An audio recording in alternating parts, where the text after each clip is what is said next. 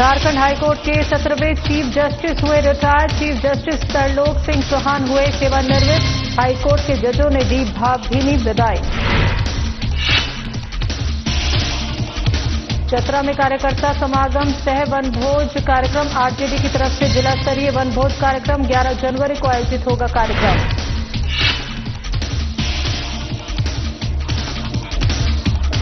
सांसद झुल्लू महतो पर बढ़ते विधायक जयराम महतो। सांसद झुल्लू महतो पर बेनाम संपत्ति होने का लगाया आरोप। बेनामी संपत्ति के खिलाफ जांच की उठाई मांग।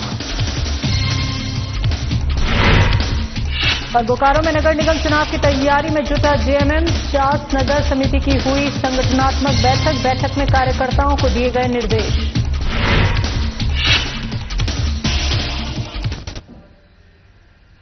नमस्कार, झारखंड की खबरों में आपका स्वागत है। मैं हूं आपके साथ शैलजा त्यागी। तो मुख्यमंत्री हेमंत सोरेन ने कांके रोड मुख्यमंत्री आवास कार्यालय में अधिकारियों के साथ 18 से 26 जनवरी तक प्रस्तावित दावोस एवं यूनाइटेड किंगडम दौरे की तैयारियों को लेकर समीक्षा बैठक की।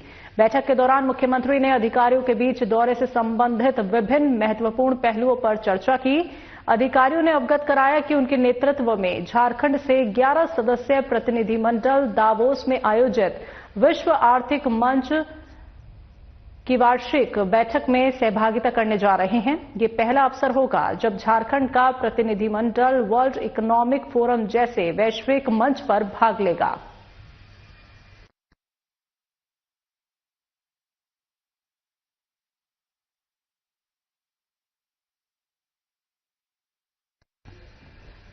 बीजेपी प्रदेश अध्यक्ष सह नेता प्रतिपक्ष बाबूलाल मरांडी ने पेसा नियमावली को लेकर हेमंत सोरेन पर निशाना साधा है। बीजेपी प्रदेश कार्यालय में प्रेस कॉन्फ्रेंस कर कहा कि पेसा नियमावली एक्ट के अनुरूप नहीं है और मूल पेसा एक्ट 1996 को छेड़छाड़ करते हुए हेमंत सरकार ने नियमावली बनाई है। बाबूलाल मरांडी ने कहा कि पेसा कानून 1996 बना, उस समय कांग्रेस की पार्टी सरकार थी।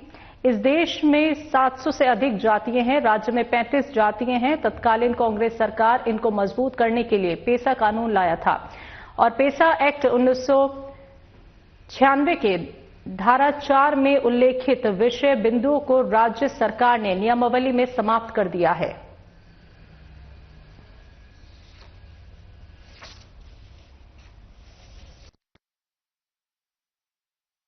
तो वो है मामला कि पंचायत उपबंध अधिनियम 1996, जिसको शॉर्टकट में लोग पेसा बोलते हैं, और ये कानून 1996 में बना था। उस समय मतलब देश में कांग्रेस की गवर्नमेंट थी और इस कानून को बनाने के पीछे का जो मकसद रहा और कारण रहा, तो ये हमें इस बात को समझनी चाहिए गंभीरता से,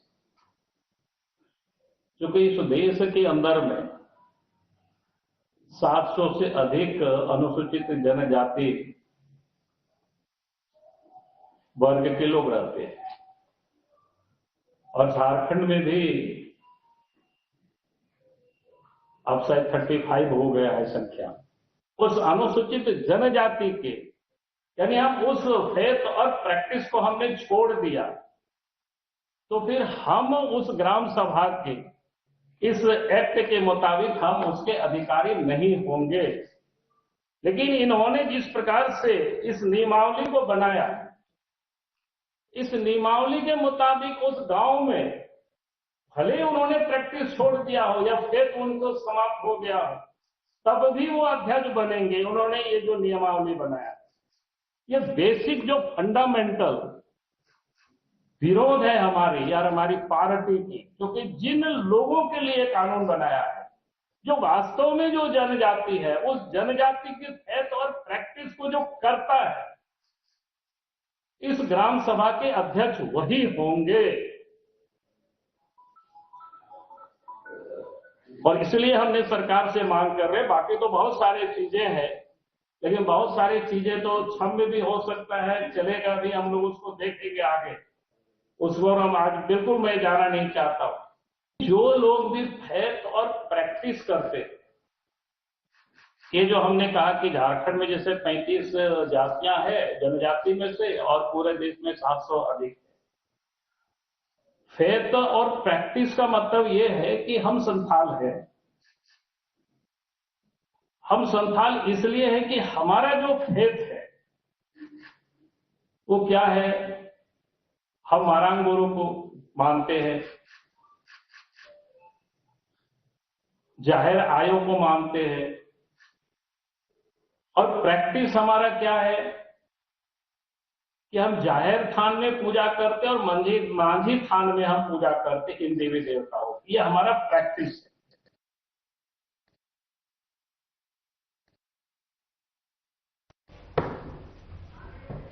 झारखंड हाईकोर्ट के 17वें चीफ जस्टिस तरलोक सिंह चौहान 8 जनवरी 2026 को रिटायर हुए। इस मौके पर हाईकोर्ट के जजों द्वारा उन्हें भावभीनी विदाई दी गई।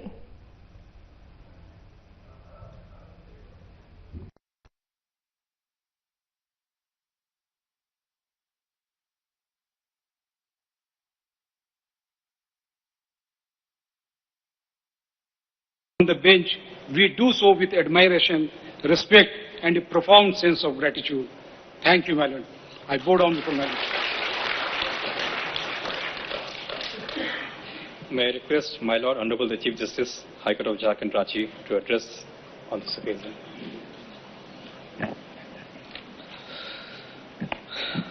My esteemed brothers and sister judges and their respective family members, including my family members, Mr. Rajiv Ranjan, Learned Advocate General, and his team of advocates, Mr. Prashant Pallav, Learned Additional Solicitor General of India and his team, Mr. Rajendra Krishna, Chairman, Jharkhand State Bar Council, Mrs. Ritu Kumar, President, Advocates Association and other office bearers, Learned Registrar General and other registrars, learned senior advocates and other learned advocates, my long-term time friend from Shimla, Mr. Bimal Gupta, senior advocate, my esteemed father-in-law, Shri Gurdev Singh Bindra, my brother-in-law, Charandeep Singh, my bhabi, Ms. Manmeet Bindra, my official staff who have travelled all the way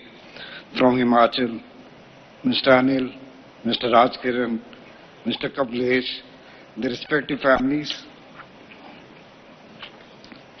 by the officers and staff of this High Court, ladies and gentlemen. As I stand before you today, words feel almost too small to carry the depth of emotion I feel. The generous tributes and affectionate words shared have touched me deeply, and I receive them with full heart and profound humility. As I reflect upon my tenure as Chief Justice, I do so with assurance that I have endeavored to discharge my duties strictly in accordance with my oath I solemnly undertook to uphold the Constitution of India, to act without fear or favor, affection or ill will, and to do justice to all manner of people. The oath was not ceremonial. It was a daily commitment, a constant reminder that judicial authority is a sacred trust.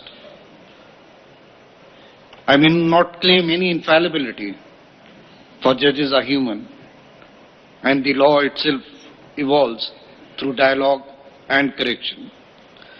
Yet I do affirm that every decision was taken independently, guided solely by law, reason, and conscience, uninfluenced by extraneous considerations. If during my stewardship the institutional confidence in this court has been preserved or strengthened, I consider my mission fulfilled. As I lay down the office of the Chief Justice of the High Court of Jharkhand, I do so with humility in spirit, gratitude in heart, and contentment of conscience. The privilege of serving this august institution has been the highest honor of my professional life, and the responsibility that accompanied it was born with reverence, restraint, and unwavering fidelity of constitutional duty. This moment marks not just the end of a career, it marks the closing of a chapter written with dedication sacrifice, challenges, and grace.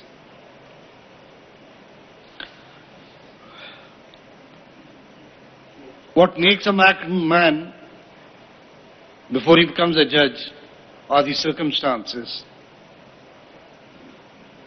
It is what you see and endure in your life that will shape you as to what kind of a human being you will be. Let me just introduce myself that I was born in a very remote area. The other day one person asked that please tell the youngsters when did you get electricity in your home. So I said that I'd done my matriculation, I'd passed my ICSE when I saw electricity for the first time in my home. We had no potable drinking water, no modes of transportation, much less toilets in our house also. Chatra में राष्ट्रीय जनता दल की तरफ से आगामी 11 जनवरी को एक भव्य जिला स्तरीय कार्यकर्ता समागम सह वनभोज कार्यक्रम का आयोजन किया जा रहा है। ये कार्यक्रम शहर स्थित सेलिब्रेशन होटल में आयोजित होगा। ये जानकारी पूर्व मंत्री सत्यानंद भोक्ता ने प्रेस कॉन्फ्रेंस में दी। उन्होंने बताया कि समागम में मंत्री संजय प्रसाद यादव, मंत्री डॉक्टर इरफान अंसारी, आरजेडी के प्रदेश अध्यक्ष सह हुसैनाबाद विधायक संजय सिंह यादव, चतरा लोकसभा के पूर्व प्रत्याशी सुभाष प्रसाद यादव, आरजेडी के प्रधान महासचिव सह पूर्व मंत्री सत्यानंद भोक्ता, पूर्व मंत्री सुरेश पासवान, विश्रामपुर विधायक नरेश सिंह, सुनील साहू, रश्मि प्रकाश, रंजन यादव, अनीता यादव शिरकत करेंगे। इनके अलावा भारी संख्या में आरजेडी नेता कार्यकर्ता शामिल होंगे।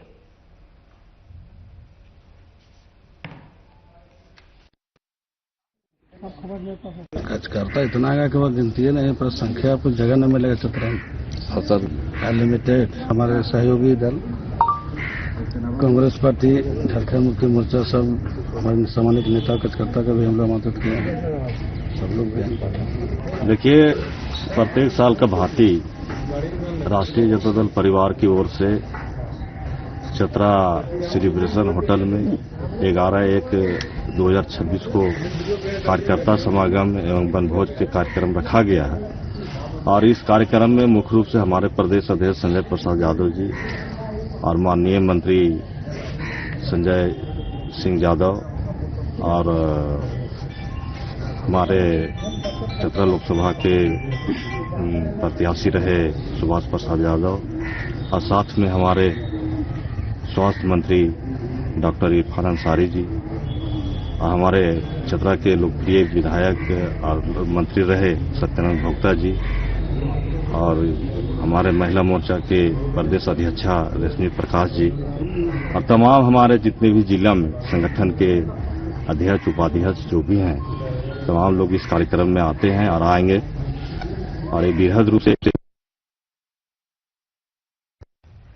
बोकारो के बीएसटी थाने में दर्ज एक मामले में गुरुवार को धनबाद न्यायालय में हाजिर होने पहुंचे डुमरे विधायक सह जेएलकेएम सुप्रीमो जयराम महतो सांसद डुल्लू महतो के खिलाफ हमलावर दिखे। जयराम महतो ने कहा कि सांसद के पास 40,000 करोड़ रुपए की बेनामी संपत्ति को लेकर सुप्रीम कोर्ट में याचिका दायर हुई है। कोर्ट ने राज्य सरकार को इसके जांच के आदेश दिए हैं। उन्होंने कहा, सांसद यदि 80 साल जीते हैं तो उनके बचे उम्र 30 सालों में भी ये 40,000 करोड़ रुपए खर्च नहीं कर पाएंगे। उन्होंने कहा कि इस बेनामी संपत्ति की जांच होनी चाहिए।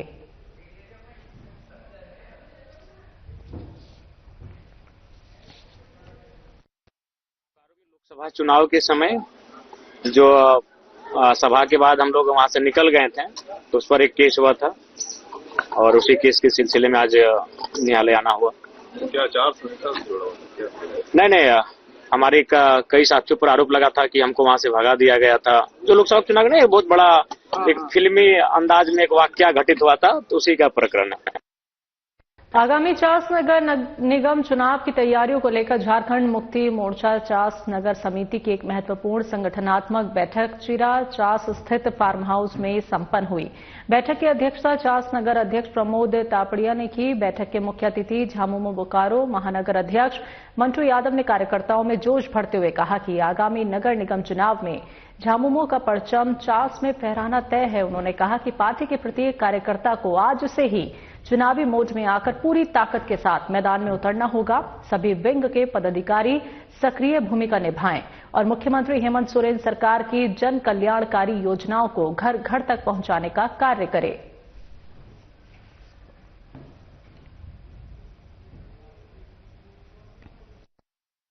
नगर निकाय चुनाव होना है, उसकी तैयारी को लेकर आज जो है समीक्षा बैठक है। आज सारे जितने भी हमारे पदाधिकारी हैं, सारे लोगों से एक एक वार्ड, एक एक बूथ में कैसी तैयारी है उस पर लेकर जो है यहाँ पे विशेष रूप से चर्चा की जा रही है। और आज हम लोग विशेष रूप से निकाय चुनाव की तैयारी को लेकर चर्चा कर रहे हैं, चूंकि चुनाव आयोग द्वारा कभी भी चुनाव का घोषणा हो सकता है और इसलिए झारखंड मुक्ति मोर्चा मजबूती के साथ चास नगर निगम क्षेत्र और फूसरो नगर परिषद क्षेत्र। कोडरमा जिला के डोमचांच में प्रखंड स्तरीय स्वास्थ्य मेले का आयोजन किया गया। वहीं मेले में अलग अलग इलाज जांच के विभिन्न काउंटर लगाए गए। इस स्वास्थ्य मेले में प्रभारी चिकित्सक डॉक्टर आशीष कुमार सहित डॉक्टर चंद्रमोहन, डॉक्टर टिकेश्वर नाथ, डॉक्टर विश्वनाथ विपुल, डॉक्टर राजेश कुमार दुबे सहित तमाम डॉक्टरों ने मरीजों का इलाज किया।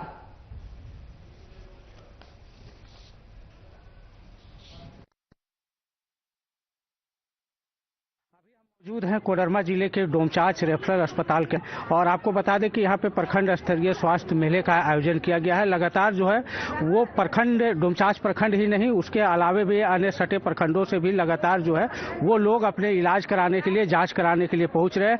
हमारे साथ यहाँ पे जो रेफरल अस्पताल के डॉक्टर हैं आशीष जी हैं, उन बात करते जानते हैं कि तमाम प्रकार के आज जो मेला आयोजन हुआ है उसमें कौन कौन सी जाँचें हो रही है और किस प्रकार से लोग जो है वो पहुंच रहे हैं और अपने समस्याओं का निराकरण करवा रहे हैं। कौन कौन से डॉक्टर यहाँ पे कैंप में मौजूद है, शिविर में? जी, ये झारखंड सरकार के आदेशानुसार 6 तारीख से 10 तारीख तक पूरे झारखंड के हर एक प्रखंड में मेला लगना है।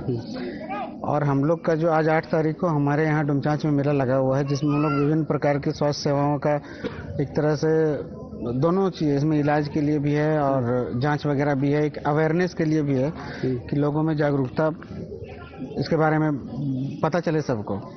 कौन कौन से स्टॉल लगाए गए हैं मुख्य? अभी हम लोग के पास 12 से 13 स्टॉल लगे हुए हैं, जिसमें रजिस्ट्रेशन काउंटर से लेकर के और बाकी एनसीडी का, non communicable disease, Ayushman Bharat का आभा कार्ड, आयुष्मान कार्ड, ये सब बनाने के लिए भी हमारा स्टॉल है।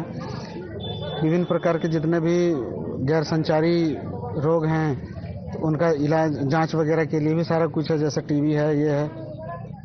और डॉक्टर की यदि बात करें कौन कौन से? हाँ, जनरल खुद यहाँ पे भी है क्या शिविर में? जी, ये हम लोग यहाँ पे जनरल ओपीडी के लिए भी रखे हुए हैं, जिसमें हमारे पास 3 डॉक्टर हैं अभी ऑलरेडी इसमें देख रहे हैं। डॉक्टर चंद्रमोहन प्रसाद, डॉक्टर आशीष कुमार और डॉक्टर राजेश कुमार दुबे, ये 3 को यहाँ पे अभी देख रहे हैं जनरल ओपीडी में। सर से भी जान क्या कुछ सुविधाएं हैं और किस प्रकार से इस प्रकार के शिविर को लेकर कितने उत्साहित लोग नजर आ रहे हैं? सर, इसमें तो काफी लोग उत्साहित हैं और अच्छे खासे भीड़ में लोग आ रहे हैं और हम लोग भी उनका सहयोग दे रहे हैं। थोड़ी सी ठंडी थी सुबह में तो थोड़ी लोग, हाँ, काफी सुबह में काफी ठंडी थी, इस वजह से थोड़ा सा कम लोग आए, लेकिन धूप हो गया तो काफी भीड़ हो गई। सभी तरह के मरीज आ रहे हैं, सभी काउंटरों में भीड़ है। तो आपने सुना कि लगातार जो है यहाँ पे मरीजों का पहुंचने का दौर जारी है और यहाँ पे काफी एक्टिव है, कर्मी है, अस्पताल कर्मी है या डॉक्टर है, सभी काफी एक्टिव है और लगातार मरीजों को किसी भी प्रकार की समस्याओं का सामना नहीं करना पड़े इसके लिए तत्पर है। और अब हम आपको दिखा रहे हैं, हमारे पीछे देख सकते हैं कि लगातार जो है वो लोगों का पहुंचना मेला में जारी है और लगातार यहाँ पे पहुंच रहे हैं और इसका भरपूर लाभ उठा रहे हैं और आने वाले वक्त में भी इस प्रकार को जो है का आयोजन सरकार को कहीं ना कहीं करने की आवश्यकता है। अंकु कुमार गोस्वामी, साधना प्लस न्यूज।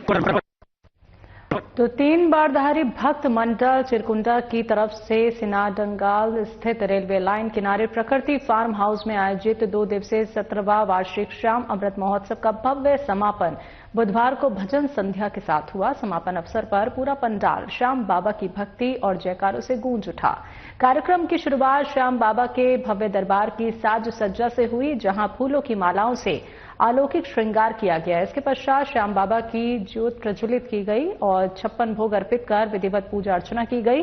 कार्यक्रम के समापन के बाद श्रद्धालुओं के बीच प्रसाद का वितरण किया गया। 2 दिवसीय इस धार्मिक आयोजन में क्षेत्र में भक्ति, श्रद्धा और उत्साह का माहौल देखते ही बन रहा था।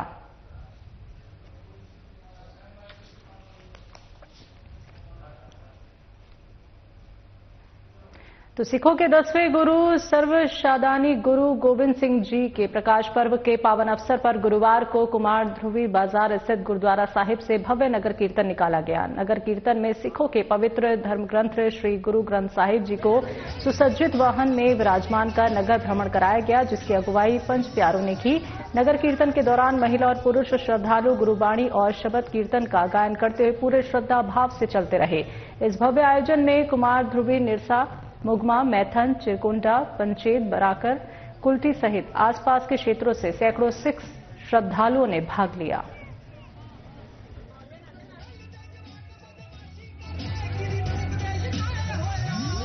आज हमारे श्री गुरु गोविंद सिंह का 367वां जयंती के शुभ अवसर पर बहुत ही खुशनुमा माहौल। आज नगर कीर्तन लिखा हुआ हमारे कुमारडुबी गुरुद्वारा की तरफ से हजारों की संख्या में यहाँ आए हुए हैं और हम लोग आपसी भाईचारा को निभाते हुए सेवा करने का मौका मिला। वाहिगुरू जी का खालसा, वाहिगुरू जी की फतेह। आज गुरु गोविंद सिंह का 367वां बड़ा प्यारा मनाया जा रहा है।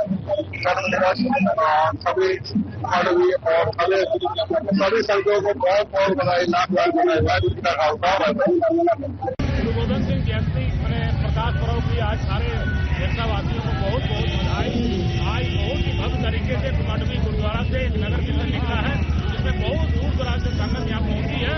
लोग तरह तरह की सेवा कर रहे हैं। यहाँ देखिए हमारे जिला परिषद के भाई गुलाब जी भी बहुत अच्छे से बिस्कुट, चाय, पानी एकदम सेवा भाव से सेवा कर रहे हैं। हम गुरुद्वारा कमेटी की तरफ से, निष्ठा कमेटी की तरफ से इनका भी अभिनंदन करते हैं। युवाओं ने सरकार से राज्य सरकार के द्वारा निकाली गई 1700 कक्षपालों की बहाली में उम्र सीमा में छूट देने की मांग की है। बोकारो के युवाओं ने आज बोकारो डीसी ऑफिस पहुंचकर सरकार के नाम पर पत्र सौंपकर ये मांग की है। राज्य सरकार ने 1700 कक्षपालों की नियुक्ति के लिए विज्ञापन निकाला है, जिसमें सामान्य कोटि के लिए 25 वर्ष, ओबीसी के लिए 27 और SC/ST के लिए उम्र सीमा 30 साल निर्धारित की है। जबकि वर्ष 2023 में कैबिनेट ने नया फैसला लिया था कि जो भी नियुक्ति राज्य में आएगी उसमें उम्र सीमा में छूट दी जाएगी, लेकिन इस बहाली में इस छूट को नहीं दिया गया है, जिसको लेकर युवाओं में आक्रोश देखा जा रहा है।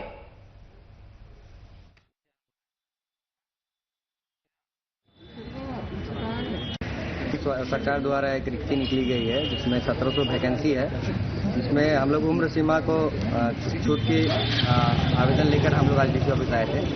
इसमें से जनरल को 25 साल दिया गया है, ओबीसी को 27 और ST/SC को 30 साल, जो कि 2023 में कैबिनेट में पास हुआ था कि उम्र में जो भी वैकेंसी अभी निकलेगी उसमें हम लोग छूट देंगे। तो इस जमशेदपुर में मिथिला सांस्कृतिक परिषद ने भारत की महामहिम राष्ट्रपति द्रौपदी मुर्मू को मैथिली भाषा को सम्मान देने के लिए धन्यवाद ज्ञापन पत्र भेजा है। परिषद ने संविधान दिवस के अवसर पर मैथिली भाषा संस्कृति को मिले सम्मान को ऐतिहासिक बताया। तो मिथिला सांस्कृतिक परिषद भारतीय संविधान की 8वीं अनुसूची में शामिल मैथिली भाषा के गौरव को राष्ट्रीय स्तर पर सम्मानित किया गया। इससे देश भर में रहने वाले मैथिली समाज के लोगों ने गर्व और उत्साह का माहौल है।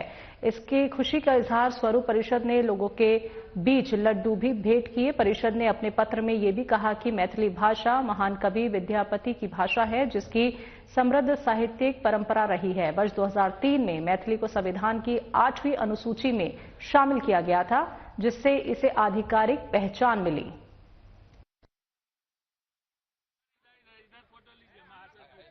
मांगनीय है राष्ट्रपति महोदय के द्वारा जो संविधान दिवस के अवसर पर 26 जनवरी 2024 को जो मैथिली में प्रथम बार संविधान का प्रकाशन किया गया है, इस वजह से हम लोग सब मैथिल भाषा भाषी जितने भी हैं यहाँ पर जमशेदपुर कुल्हान के लगभग 3 लाख मैथिल हैं, उनके तरफ से हम लोग राष्ट्रपति जी को धन्यवाद ज्ञापन करने आए हैं और एक साथ में मांग भी लेकर आए हैं कि ये हमारी सबसे पूरे 1500 वर्ष पुरानी हमारी शास्त्रीय भाषा साहित्यिक भाषा है, जो महाकवि कुकिल विद्यापति, परमहंस लक्ष्मीनाथ गोस्वामी, भद्रा दीना आदि की भाषा है मैथिली। तो हम लोग चाहेंगे, सरकार से एक मांग भी रखे हैं साथ में कि इसको शास्त्रीय भाषा का दर्जा भी दिया जाए। टाटा मोटर्स के पूर्व कर्मचारी और समाज सेवी बंटी सिंह ने यूनियन के महामंत्री आरके सिंह के खिलाफ खुलकर मोर्चा खोल दिया है। सोशल मीडिया पर जारी एक वीडियो में बंटी सिंह ने आरके सिंह पर गंभीर आरोप लगाए। उनका कहना है कि आरके सिंह के कार्यकाल में मजदूरों की आवाज उठाने वाले नेताओं को लगातार निशाना बनाया गया और कई लोगों को अपनी नौकरी तक गंवानी पड़ी। बंटी सिंह ने आरोप लगाया कि यूनियन की आड़। झारखंड की खबरों में अभी के लिए इतना ही। मुझे दीजिए इजाजत। नमस्कार।